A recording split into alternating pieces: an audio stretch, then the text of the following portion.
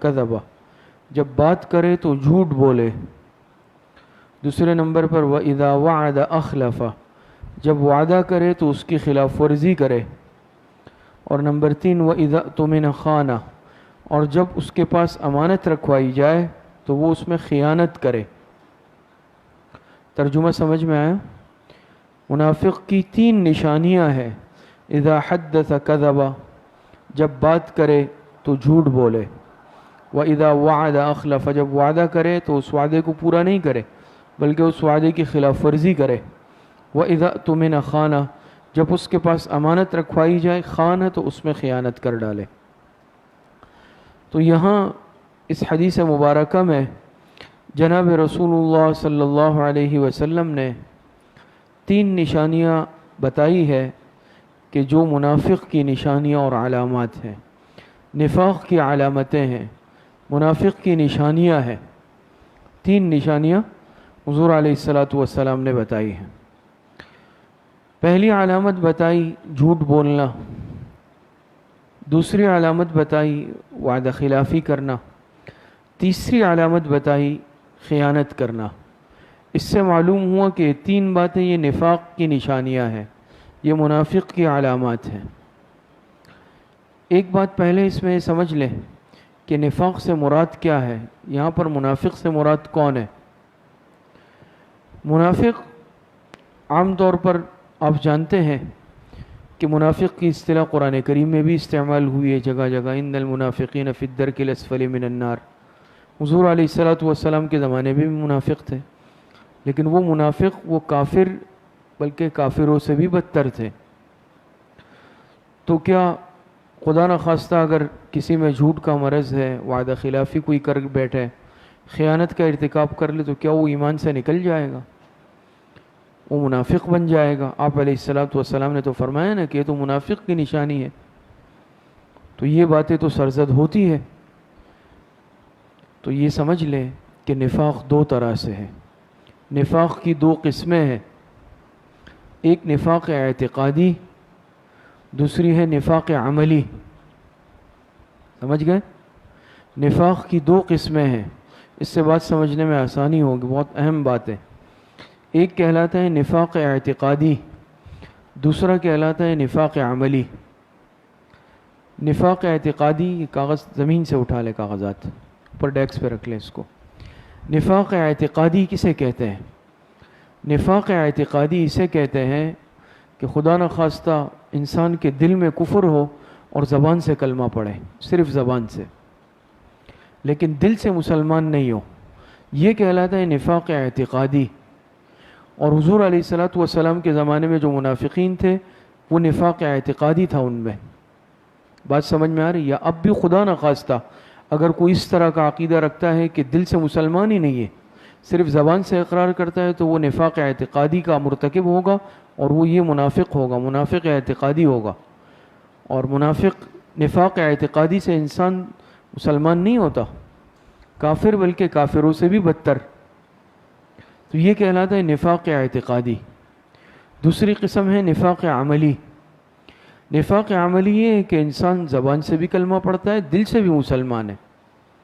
زبان سے بھی کلمہ پڑھتا ہے اور دل سے بھی مسلمان ہے اور ایمان والے اعمال بھی کر رہا ہے، لیکن اس میں کچھ بری صفات ہے، جیسے جھوٹ بولنا، وعدہ خلافی کرنا، خیانت کرنا. بعض روایتوں میں ایک 4تھی صفت بھی آتی ہے، وَإِذَا خَاصَمَ فَجَرَ، کہ جب جھگڑا کرے تو گالی بکے، گالم گلوچ کرے. اس کو بھی نفاق کی علامت. یہ علامات اگر کسی میں ہیں تو اس علامات کی وجہ سے یہ ایمان سے نہیں نکلے گا، یہ مسلمان ہی رہے گا، لیکن اس میں نفاق کی علامات ہوں گی، اس میں منافق کی علامتیں ہوں گی. پھر اگر ایک ہے کوئی جھوٹ کا صرف وہ ہے خدا نخواستہ عادی ہے تو اس میں 1 علامت ہے. کوئی وعدہ خلافی بھی کرتا ہے، 2 علامتیں ہیں. کسی میں 3 ہوگی، کسی میں 4 ہوگی. بات سمجھ میں آ رہی ہے؟ تو یہ جو یہاں مراد ہے نا آیت المنافق، یہاں پر کون سا منافق مراد ہے؟ اس سے مراد نفاق عملی ہے. اور نفاق عملی میں نے عرض کیا کہ زبان سے بھی کلمہ پڑھے، دل سے بھی مسلمان ہو، اعمال بھی سب ایمان والے کرتا ہوں، مسلمان ہے، لیکن اس میں یہ خرابیاں موجود ہے، تو اس سے یہ ایمان سے نہیں نکلے گا، یہ مسلمان ہی ہوگا. لیکن ان جو یہ نفاق کی علامتیں ہیں یہ اس میں موجود ہیں، اور خدا نہ خواستہ اگر اس کا مرتکب ہے تو قیامت میں پکڑ ہوگی، الا ہے کہ اصلاح بھی کر لے، توبہ بھی کر لے، پھر معاف ہو جائیں گے۔ اب بات سمجھ میں آ گئی ہے کہ یہاں پر نفاق سے مراد کیا ہے؟ ایک وہ منافق ہے، اب اس سے ذہن میں اشکال ہو سکتا تھا نا کہ بھئی منافق تو کیا ہے، وہ تو جہنمی ہے، اس کے لیے تو مقصد یہ ہے کہ ابدی جہنم ہے، تو کیا اگر کوئی جھوٹ بولے گا تو ایمان سے نکل جائے گا، اس کے لیے جہنم ابدی ہے، یا وعدہ خلافی سے، خیانت سے؟ تو ایسا نہیں ہے، لیکن بہرحال یہ عادت نہیں، کوئی بھی ان میں سے کوئی بھی صفت ایمان والے میں نہیں ہونی چاہیے، اور اگر خدا نہ خواستہ ہے تو اس کی اصلاح بہت ضروری ہے۔ یہ بات سمجھ میں آ گئی؟ اب حدیث دیکھیں، فرمایا آیت المنافق ثلاث، منافق کی 3 نشانیاں ہیں، منافق کی 3 علامتیں ہیں۔ اذا حدث کذب واذا وعد اخلف واذا اؤتمن خان۔ کتنی باتیں بتائیں، کتنی نشانیاں ہیں؟ پہلی پر بات کرتے ہیں، اذا حدث کذب، جب بات کرے تو جھوٹ بولے۔ اس سے معلوم ہوا کہ جھوٹ بولنا یہ منافق کی علامت ہے، جھوٹ بولنا یہ نفاق کی نشانی ہے، اور یہ نفاق عملی ہے۔ بات سمجھ میں آ رہی ہے؟ اور جھوٹ یہ گناہ کبیرہ ہے، جھوٹ کو پسند نہیں کیا گیا۔ بات سمجھ میں آ رہی ہے؟ جھوٹ کو منع کیا گیا ہے، قرآن و حدیث میں بھی اس کی ممانعت آئی ہے۔ ایک صاحب ایمان جھوٹ نہیں بولتا، اور روایتوں میں بھی آتا ہے نا کہ ایک انسان جھوٹ بولتا رہتا ہے، ریاض الصالحین میں بھی ہے، وہ اتنا جھوٹ بولتا ہے کہ اس کا جھوٹ اطراف عالم میں پھیل جاتا ہے، اور اللہ پاک کے ہاں وہ کذاب لکھ لیا جاتا ہے، اللہ پاک کے ہاں وہ کذاب ہو جاتا ہے، کذاب لکھ لیا جاتا ہے کہ یہ شخص بہت جھوٹا ہے۔ بات سمجھ میں آ رہی ہے؟ اور جھوٹ بولنے والے کے منہ سے ایک بو آتی ہے جس سے فرشتے دور بھاگتے ہیں۔ بات سمجھ میں آ رہی ہے؟ جھوٹوں پر اللہ پاک نے لعنت بھیجی ہے، تو ہر حال انسان ہر صورت میں اپنے آپ کو جھوٹ سے بچائے۔ زندگی میں کوئی بھی مرحلہ آئے، کوئی بھی موقع ہے، انسان سچ کا دامن ہاتھ سے نہ چھوڑے۔ اسلام کی تعلیمات یہ ہے، حضور علیہ السلام نے ہمیں یہ سکھایا کہ بھئی ہر حالت میں سچ بولنا ہے، جھوٹ سے اپنے آپ کو بچانا ہے۔ بات سمجھ میں آ رہی ہے؟ صحابہ کی زندگی اور واقعات کو اگر انسان دیکھ لے تو کس طرح وہ اپنے یعنی سچ پر قائم تھے، انسان اس کا تصور بھی نہیں کر سکتا۔ خطرناک مرحلے آئے، زندگی میں دشوار حالات آئے، کبھی بھی سچ کا دامن انہوں نے ہاتھ سے نہیں چھوڑا۔ اور یہ نہیں ہے کہ انسان بچوں کے ساتھ جھوٹ بول سکتا ہے، یا آج ہم نے اس کو مذاق کا نام دے دیا ہے نا، جھوٹ بولتے ہیں پھر کہتے ہیں میں تو مذاق کر رہا تھا۔ جھوٹ جس طرح سنجیدگی میں بولنا جائز نہیں ہے، مذاق میں بولنا بھی جائز نہیں، جس طرح بڑے سے بولنا جائز نہیں، بچے سے بولنا بھی جائز نہیں۔ حدیث میں واقعہ آتا ہے، حضرت عائشہ رضی اللہ تعالی عنہا نے یا کوئی خاتون تھی، ایک چھوٹے بچے کو اپنے قریب بلانا چاہا۔ اسے بعض مرتبہ بچوں کو ہم بلاتے ہیں، نہیں آتا تو ہم اس طرح کوئی لالچ دیتے ہیں ان کو کہ بھئی بیٹا آ جاؤ تو میں ٹافی دوں گا یا کوئی چیز، تو مٹھی انہوں نے بند کی اور کہا کہ ادھر آ جاؤ تو میں کھجور دوں گی۔ تو حضور علیہ السلام نے پوچھا کہ تمہارے ہاتھ میں واقعی کھجور ہے؟ انہوں نے عرض کیا کہ جی اللہ کے رسول میرے پاس کھجور ہے، بچہ آئے گا تو میں اس کو کھجور دوں گی۔ حضور علیہ السلام نے کیا ارشاد فرمایا؟ یہ اصل بات یہ ہے، آپ علیہ السلام نے فرمایا اگر تمہاری مٹھی خالی ہوتی تمہارے نام اعمال میں گناہ لکھ لیا جاتا جھوٹ کا۔ اب وہ چھوٹا بچہ ہے نا، اور ہم کہیں گے بھئی یہ تو بچہ ہے، میں تو اس کو بلانے کے لیے ایسا کہہ رہا ہوں یا بلانے کے لیے ایسا کہہ رہی ہوں، چھوٹا بچہ ہے، لیکن آپ نے کیا فرمایا؟ اگر تمہاری بات خلاف واقع ہوتی اور تمہاری مٹھی میں کچھ نہ ہوتا تو تمہارے نام اعمال میں جھوٹ کا گناہ لکھ لیا جاتا۔ آج ہم دیکھ لیں، بعض دفعہ ہم اس کو جو ہے مذاق کا نام دیتے ہیں۔ یاد رکھیں جس طرح یعنی غیر مذاق میں حالت سنجیدگی میں جھوٹ بولنا جائز نہیں، مذاق میں بھی جائز نہیں ہے۔ مذاق میں بولیں گے تب بھی گناہ کبیرہ کا ارتکاب کریں گے، اگر اس کو مذاق کا نام دیں گے تو اس سے وہ جائز نہیں ہو جائے گا۔ آپ علیہ السلام نے کبھی مذاق میں بھی کبھی جھوٹ نہیں بولا۔ مذاق اپنی جگہ پر ہے، انسان مذاق ضرور کرے، لیکن وہ مذاق بھی صاف ستھرا ہو، جھوٹ سے پاک ہو، فحش کلامی سے پاک ہو۔ حضور علیہ السلام کی مزاح کی مثالیں بھی موجود ہیں۔ آپ علیہ السلام کے پاس ایک بڑھیا آئی، بوڑھی عمر کی خاتون تھی، بڑی عمر کی بڑھیا تھی۔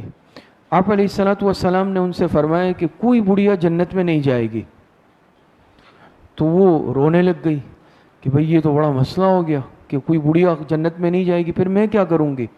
تو آپ علیہ الصلوۃ والسلام نے فرمایا کہ جاؤ اس بوڑھی عورت کو بتا دو کہ جوان ہو کر جنت میں جاؤ گی، یعنی جنت میں اللہ پاک دیں گے، سب کو جوان کر دیں گے. بات سمجھ میں؟ اس سے مزاح کیا آپ علیہ السلام نے. مزاح کہتے ہیں نا، مذاق. کتنا صاف ستھرا مذاق ہے کہ جنت میں کوئی بوڑھی عورت نہیں جائے گی. وہ سمجھی کہ واقعی میں نہیں جائے گی. پھر آپ نے فرمایا اس کو بتا دو کہ جائے گی لیکن جوان ہو کر جائے گی. اسی طریقے سے ایک صحابی ہے، حضور علیہ السلام سے سواری کے لیے اونٹ مانگا. اے اللہ کے رسول اونٹ دے دیں، سواری کے لیے چاہیے. آپ نے صحابہ سے کہا کہ جاؤ اس کو اونٹنی کا بچہ دے دو. اس نے عرض کیا اللہ کے رسول میں بچے کو لے کر کیا کروں گا، اونٹنی کا بچہ مجھے سواری کے لیے چاہیے. آپ علیہ السلام نے فرمایا کوئی اونٹ ایسا ہوتا ہے جو اونٹنی کا بچہ نہ ہو؟ ہر اونٹ اونٹنی کا بچہ ہے. یہ آپ کے مزاح کی کچھ مثالیں ہیں. آپ دیکھیں کتنا صاف ستھرا مزاح ہے، نہ کوئی جھوٹ ہے اس میں، نہ کسی کی دل شکنی ہے اس میں، نہ کوئی فحش کلامی ہے. کتنا صاف ستھرا مذاق. لیکن آج اگر ہم دیکھ لیں تو آج ہم دن بھر میں اگر ہم شمار بھی کریں تو ہم کتنا جھوٹ بول دیتے ہیں. اور بعض مرتبہ خاص طور پر بعض مرتبہ ہم کاروبار، تجارت، معاملات، لین دین، اس میں بعض مواقع ایسے آتے ہیں کہ اس میں کیا ہے بھائی، اب اگر میں سچ بول دوں گا تو مجھے مالی نقصان ہو جائے گا، مجھے نقصان ہو سکتا ہے. اس کے لیے ہم کیا ہے، تھوڑے سے فائدے کے لیے ہم جھوٹ بول دیتے ہیں. اور کوئی معاملہ ہے بھئی اگر میں سچ بول دوں گا تو میرا یہ معاملہ ہوگا نہیں، میری یہ ڈیل رک جائے گی. کہیں رشتہ کرنا ہے وہاں پر غلط بیانی کر لی، میں سچ بولوں گا تو شاید ہوگا نہیں. جو بھی ہو یاد رکھے، لیکن ایک تو جھوٹ کا گناہ الگ ہے، دوسرا جھوٹ کی بنیاد پر انسان جو فیصلہ کرتا ہے وہ زیادہ نہیں چلتا کبھی بھی. جھوٹ ایسی چیز ہے، مشہور ہے نا، کہتے ہیں جھوٹ کے پیر نہیں ہوتے. کیا مطلب پیر نہیں ہوتے؟ یعنی چل نہیں سکتا، زیادہ نہیں چلتا، اس کی حقیقت واضح ہو جاتی ہے. تو تعبیر اس کو ایسے کیا گیا ہے کہ جھوٹ کے پیر نہیں ہوتے، یعنی وہ چلی زیادہ نہیں چل سکتا. اور سچ میں اللہ پاک نے ایک طاقت رکھی ہے، سچ میں اللہ پاک نے ایک قوت رکھی ہے. بات سمجھ میں آ رہی ہے؟ ایک صحابی کا واقعہ ہے کہ ان سے آپ علیہ الصلوۃ والسلام نے عہد لیا کہ بھئی کبھی جھوٹ نہیں بولو گے، سچ بولو گے. تو وہ فرماتے ہیں کہ میں نے کبھی بھی آج تک، صحابی نے کہا کہ آج تک حضور علیہ السلام سے جب وعدہ کیا میں نے کبھی جھوٹ نہیں بولا.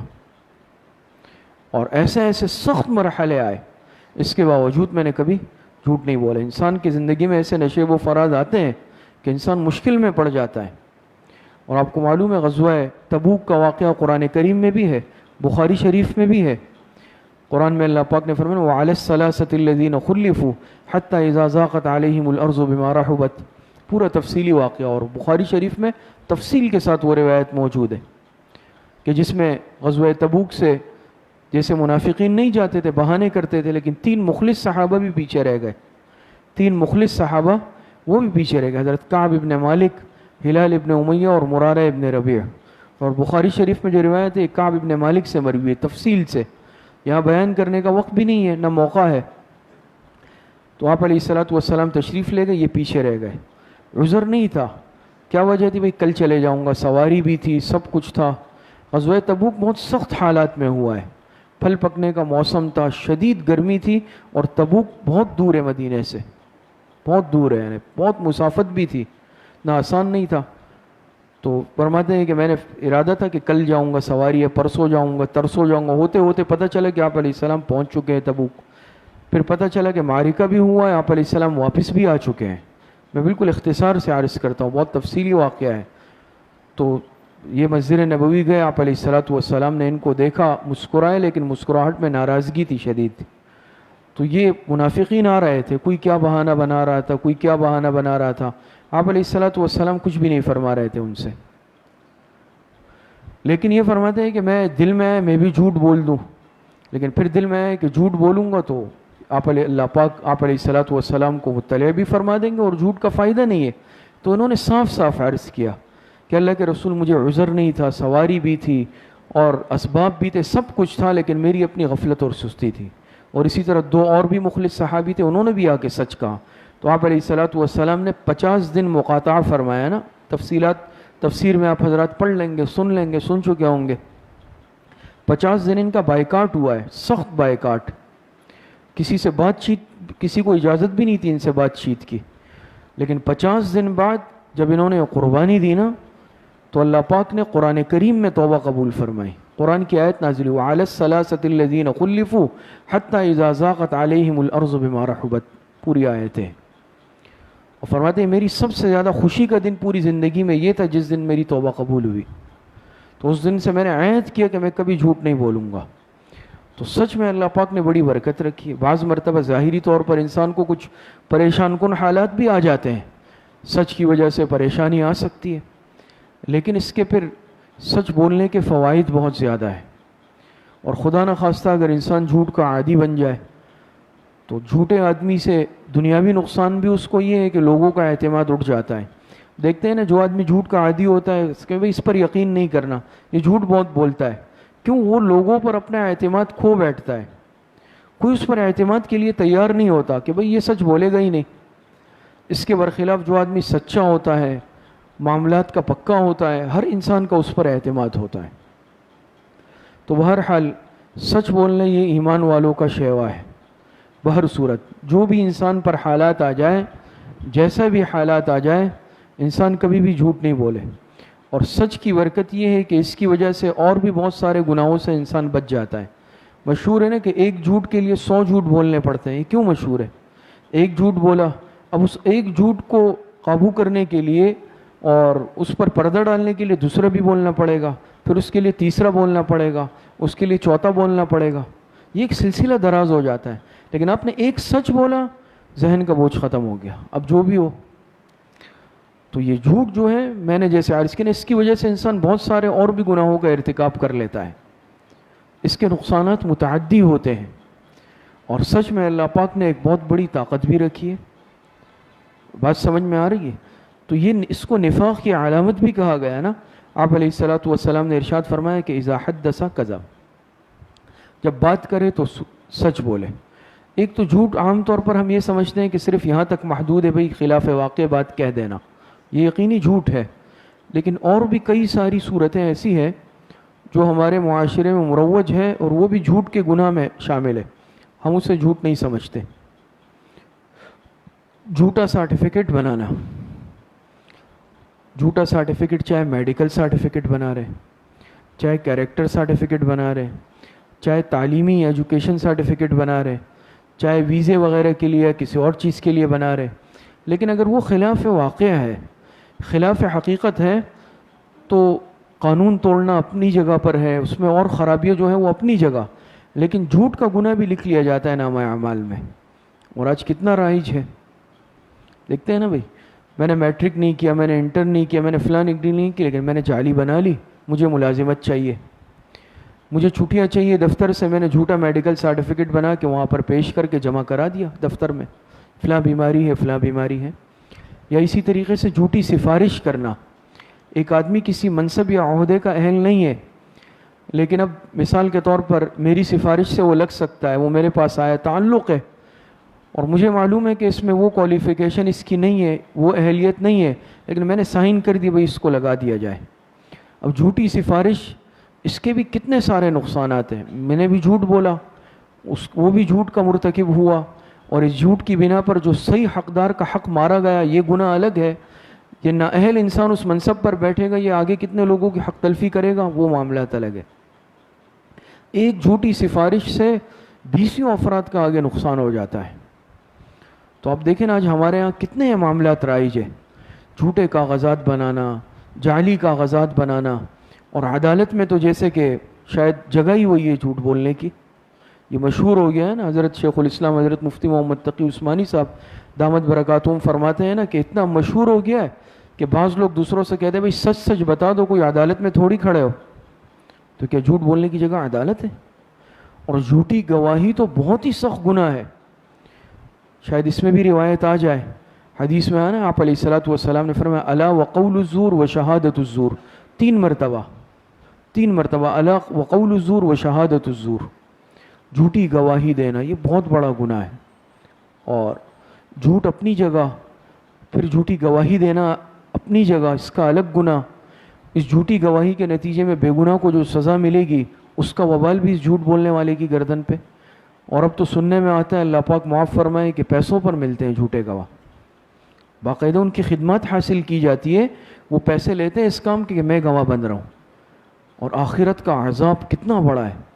آپ علیہ السلام نے فرمایا الا وقول الزور وشہادۃ الزور، الا وقول الزور وشہادۃ الزور، الا وقول الزور وشہادۃ الزور. ایک مرتبہ نہیں، 3 مرتبہ. اس سے پہلے جو باتیں آپ نے ارشاد فرمائی آپ تکیہ لگا کر بیٹھے تھے، لیکن جب یہ بیان کرنے لگے تو آپ تکیہ چھوڑ کے بیٹھ گئے، اور 3 مرتبہ فرمایا الا وقول الزور وشہادۃ الزور. اس سے اندازہ ہوتا ہے کہ یہ کتنی اہم بات ہے. اور جھوٹی گواہی دینا کتنا بڑا گناہ ہے، گناہ کبیرہ ہے.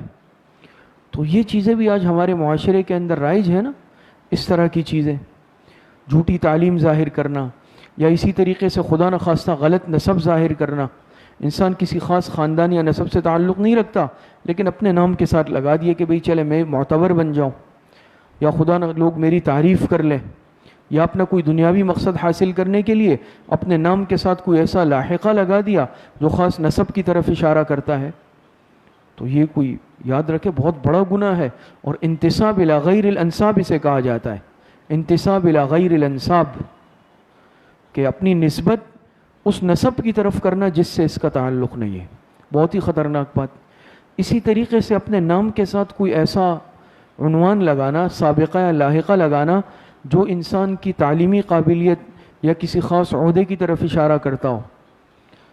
تو یہ اگر غلط نیت سے کر رہا ہے تو خیانت کا گناہ الگ ہے، جھوٹ کا گناہ الگ ہے. مثال کے طور پہ ایک مثال دے رہا ہوں. اب اگر کوئی ڈاکٹر نہیں ہے، لیکن چلے یار مجھے لوگ ڈاکٹر سمجھیں گے، تعریف ہوگی، اپنے نام کے ساتھ ڈاکٹر لگا دیا. کوئی انجینئر نہیں ہے، انجینئر لگا دیا. عالم نہیں ہے لیکن مولانا لگا رہے تاکہ لوگ میری طرف رجوع کریں. اسی طریقے سے حافظ نہیں ہے لیکن حافظ لگا دیا کہ لوگ تعریف کریں. مفتی لگا دیا، یا کوئی بھی عہدہ لگا دیا، دنیاوی عہدہ ہے اور دینی عہدہ ہے، کوئی بھی ہے. اور ظاہری بات ہے اس طرح انسان جب کرے گا تو غلط نیت سے ہی کرے گا، کیونکہ یہ تو جھوٹ ہے. تو علماء نے اس میں بھی لکھا ہے صراحت کے ساتھ کہ اس طرح کرنا بھی ناجائز اور حرام ہے، کہ جس سے لوگ غلط فہمی میں مبتلا ہو جائے. کوئی اس کو عالم سمجھ رہا ہے، کوئی اس کو ڈاکٹر سمجھ رہا ہے، کوئی اس کو انجینئر سمجھ رہا ہے، کوئی اس کو مفتی سمجھ رہا ہے، تو وہ آ کے مسئلہ پوچھے گا، کوئی آ کے اس سے نسخہ پوچھے گا، دوائی پوچھے گا، اور یہ ہے ایسا نہیں. تو گناہ، جھوٹ کا گناہ اپنی جگہ، دوسرے کو غلط رہنمائی کرنے کا گناہ اپنی جگہ. تو یہ ساری چیزیں یاد رکھیے، یہ سب بھی جھوٹ کے اندر شامل ہوتی ہے. جھوٹ کے اندر داخل ہے یا نہیں ہے؟ اسی طریقے سے ایک حدیث میں آتا ہے، آپ علیہ الصلاۃ والسلام نے ارشاد فرمایا من کذب علی متعمدا فلیتبوأ مقعدہ من النار. بہت ہی خطرناک بات ہے. آپ علیہ السلام نے فرمایا جو مجھ پر جھوٹ باندھے، من کذب علی، جو مجھ پر جھوٹ بولے متعمدا، جان بوجھ کر، اسے چاہیے اپنا ٹھکانہ جہنم میں بنا لے. کیا مطلب ہے؟ جھوٹی حدیثیں گڑنا، جھوٹی حدیثیں بنانا. آج کا مسلمان اس کا بھی مرتکب ہو جاتا ہے. اب میں کسی خاص مسلک سے، خاص نظریے سے، مکتب فکر سے تعلق رکھتا ہوں، چلو اب مجھے اپنے کسی خاص معاملے کے لیے یا میں کوئی خاص عمل ثواب سمجھ کے کر رہا ہوں، اب دلیل ہے نہیں، کوئی بھی حدیث لکھ لی اور اس کے نیچے لکھ دیا بخاری مسلم، اور اس کو فیس بک پہ نیٹ پہ ڈال دیا. یا میرے پاس آئی، مجھے پتہ نہیں ہے کہ یہ حدیث ہے یا نہیں ہے. اول تو وہ سمجھے گا نہیں، عالم نہیں ہے، کہ بھئی یہ حدیث ہے بھی نہیں ہے، لیکن میں آگے فارورڈ کر رہا ہوں، دڑا دڑ بھیج رہا ہوں. اور ایسے واقعات ہوئے ہیں، ہمارے سامنے آئے ہیں کہ سرے سے حدیث ہے ہی نہیں، اور اس کے نیچے باقاعدہ سیاہ ستہ میں کسی کتاب کا حوالہ لکھ دینا، صرف اور صرف اپنے موقف کو ثابت کرنے کے لیے حضور علیہ السلام پر جھوٹ بولنا. کتنا بڑا گناہ ہے. آپ علیہ السلام نے فرمایا جو مجھ پر جان بوجھ کر جھوٹ بولے اسے چاہیے کہ اپنا ٹھکانہ جہنم میں بنا لے. بنا لے کا یہی مطلب ہے نا کہ بن گیا. اس میں بہت احتیاط کی. بڑے بڑے محدثین، اس پر تفصیل کا وقت نہیں ہے، جرح و تعدیل کسے کہتے ہیں؟ اصول حدیث ایک فن ہے نا، ایک تو حدیث ہے، ایک اصول حدیث. اصول حدیث میں پھر جرح و تعدیل ہے. جرح و تعدیل میں راویوں پر بحث ہوتی ہے. یہ جو ہمیں سیاہ ستہ کی حدیث ملے اس کو صحیح کیوں کہتے ہیں؟ ایک ایک راوی کی چاند پھٹک کی گئی ہے، اس کے ذاتی حالات کو بھی دیکھا گیا ہے، تب جا کر اس سے حدیث لی گئی ہے. تو اس طرح تھوڑی پہنچی ہے یہ حدیثیں. بات سمجھ میں آ رہی ہے نہیں آ رہی؟ تو یہ بھی جو ہے بہت خطرناک بات ہے کہ اس طرح حضور علیہ الصلاۃ والسلام کی طرف کوئی حدیث منسوب کرنا، یا میرے پاس آ گئی، نہ مجھے پتہ ہے کہ یہ ہے یا نہیں ہے، نہ مجھے تصدیق ہے. بھئی اگر اس طرح آ جائے تو انسان کہیں بھی نہیں بھیجے. اگر مجھے حدیث کا علم نہیں ہے، میں عالم نہیں ہوں، حدیث کا علم نہیں رکھتا، تو قطعی طور پر آگے بھیجنے کی غلطی نہیں کریں. اور پھر خدا نخواستہ قصداً و ارادتاً بنا لینا، یا مجھے پتہ ہے کہ یہ ایسا کر رہا ہے، میں بھی اس کے ساتھ شریک ہو رہا ہوں، تو اپنی آخرت تباہ اور برباد کرنے والی بات ہے. تو یہ سارے کے سارے معاملات آج ہمارے معاشرے کے اندر یہ ساری کی ساری چیزیں رائج ہیں. اسی طریقے سے آخری بات کہ روایت میں آتا ہے آپ علیہ الصلاۃ والسلام نے ارشاد فرمایا کہ جھوٹوں میں سے بڑا جھوٹ یہ ہے کہ انسان اپنی آنکھ کو وہ چیز دکھائے جو اس کی آنکھ نے نہیں دیکھی ہے. بات سمجھ میں آ رہی ہے؟ جھوٹے خواب بیان کرنا. جھوٹا خواب اللہ پاک کی طرف سے ہے، لیکن اب میں اٹھ کے صبح خدا نہ خواستہ گڑ رہا ہوں میں یہ دیکھا، میں نے یہ دیکھا، تاکہ لوگ تعریف کریں. حدیث میں سخت وعید آئی ہے اس کی بھی. اسی طریقے سے ایک روایت میں آتا ہے آپ علیہ الصلاۃ والسلام نے ارشاد فرمایا ہے جس کا مفہوم اس طرح ہے کہ انسان وہ چیز اپنے پاس ظاہر کرے جو اس کے پاس نہیں ہے. یہ بھی جھوٹ ہے. بات سمجھ میں آ رہی ہے؟ جو چیز اس کے پاس ہے نہیں اور یہ ظاہر کرے. اب مثال کے طور پر میں کوئی ایسی چیز ہے جس کی نسبت اپنی طرف کر رہا ہوں، لوگ سمجھے کہ بھئی یہ تو بڑا مالدار آدمی ہے. ایک گاڑی کھڑی ہوئی میں جا کے اس کے پاس کھڑا ہو گیا، ایک مثال دے رہا ہوں، اور یہ دھوکہ دینے کے لیے کہ لوگ سمجھے کہ ماشاء اللہ بھئی بڑا آدمی ہے، اس کے پاس بڑا پیسہ ہے. یا حلیہ انسان بنا لے اس طرح قصدن و ارادتن کے، اور نیت دھوکہ دینے کی ہو، نیت دھوکہ دینے کی ہو. پھر یہ حلیہ چاہے یہ دنیاوی بنائے کسی کو دھوکہ دینے کے لیے، یا حلیہ یہ دینی بنا لے. یہ بھی علماء نے لکھا ہے کہ خدا نہ خواستہ اب ایک انسان ہے نہیں اس طرح متقی، لیکن وہ حلیہ صوفیہ والا، بزرگوں والا بنا رہا ہے، اور مقصد کیا ہے؟ اور حقیقت اندر سے ایسی نہیں ہے کہ لوگوں سے پیسہ بٹور لوں، لوگ میرے معتقد بن جائے. یہ بھی جھوٹ کے اندر داخل ہے. وآخر دعوانا ان الحمد للہ رب العالمین.